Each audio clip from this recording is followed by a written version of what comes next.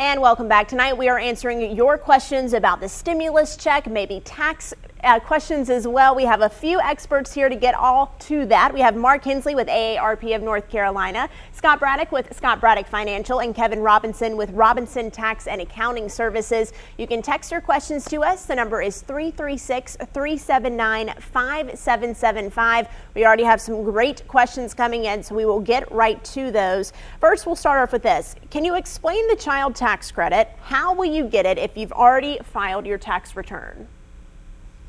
Well, the child tax credit on the 2020 return, Maddie, of course, is for a child under age 17 is $2,000. So if they've already filed it, again, the stimulus payment is based on the dependents, and so that would factor in the dependents that are basically they're currently existing now with their parents. So their stimulus payment, basically going to take the last tax return they did, and they've already got that child tax credit on the return, but the stimulus credit would, well, as we mentioned, that $1,400 would go for the eligible dependents to the person claiming them, i.e. the parent, or if it could be, as Mark mentioned, could be a son or daughter claiming their parent as a dependent. So it goes on that stimulus payment, and then that gets factored. The stimulus payments coming out now get factored on the 2021 return at year end.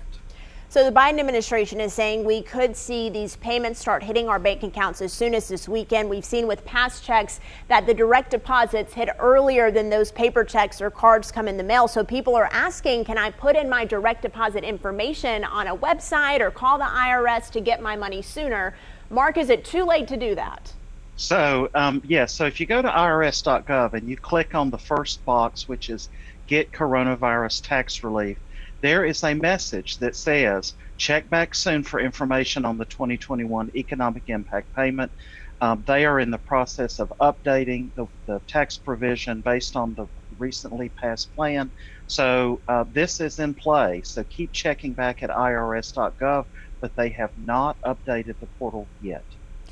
I understand. Someone says, I am paying back taxes. How would that affect this stimulus check? Well, the good news here is just like the second round of stimulus, if you owe back taxes or you owe child support in arrears, so not that you owe child support, but that you owe back child support, you will be entitled to the stimulus payment as long as you qualify with the other income qualification. So regardless of owing back taxes or back child support, if you're entitled to that stimulus check based on income, then you will receive that. They will not take that or give that to your debt. Thanks for answering both of those, Scott, because my next question was about paying back child support. We got that one in as well. A lot of people asking about dependents because it has changed with this round of stimulus money. If I have a college student, will the money deposit in my account or the student's account? So this stimulus check is actually going to go to the tax filer that claims the dependent. Keep in mind that the tax filer is claiming the dependent as a financial burden to some extent. So they're the ones that are going to be entitled to this stimulus payment for that dependent. And then, of course, it'll be up to the tax filer whether or not they share that stimulus payment with the dependent. Every situation can be unique and different. So that's for the individuals to families to figure out.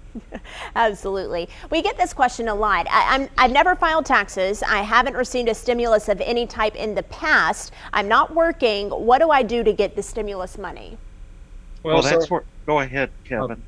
Well, that's a valid question, Matt. In fact, I've had a couple of clients that have sort of dropped off the scale, so to speak, or the radar, having to file taxes. All they have is Social Security income or disability. So basically, if they didn't get a stimulus payment, the best thing they can do is file the 2020 return, get their name in the system, and they can claim it on line 30 recovery rebate credit on the 1040 SR or the 1040, whatever the case may be. And when it comes to paying taxes on the stimulus checks, Kevin, do people pay any type of taxes on these payments? No, I think even as Scott mentioned earlier, we have to keep in mind that this stimulus payment is actually a credit. And basically advance against the credit on the return, so there's no tax owed against it. It won't impact your refund on the federal. It won't make you owe taxes on the state. I guess to keep in mind is your adjusted gross income. The federal adjusted gross income is what drives the state tax return of North Carolina. So therefore, there's no impact federal or state. It is basically the payments in advance against that credit that's coming on the return for 2020. And really probably a year from now, we'll be talking about this as well for the $1,400 and if there's any more that come out during this year. Someone says, I am filing for the first time this year. I've already filed. Am I going to get a stimulus payment? Well, again, basically, if they filed and they filed correctly, then there's no reason they shouldn't get a stimulus payment if they qualify. So basically, they probably filed a zero return just to get the stimulus payment, just like we've talked about. So they should get the stimulus payment, in time through, again, line 30 recovery rebate credit on their return. Someone writes in, I had a child in 2021. Will she be getting a stimulus check?